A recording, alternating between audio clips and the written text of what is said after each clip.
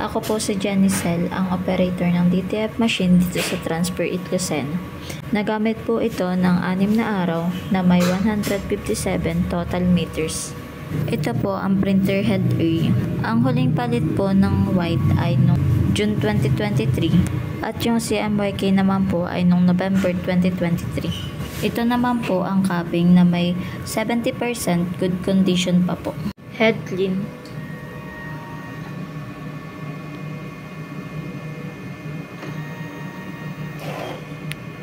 At punasan ng wiper after head clean. Nozzle test. Ang huling palit ng damper ay noong February 8, 2024. Ang ink system ay tama lang. Ang waste tank ay nalinis kanina. Ito naman ang AVR at ground wire. Nandito naman ang stocks ng used at unused. Ito naman po ang film. At ito naman po yung nagamit naming powder. 3 powder, 2 white ink, at 1 film. Ito naman po ang daily output namin. At ito naman po ang printer checklist namin. Thank you po.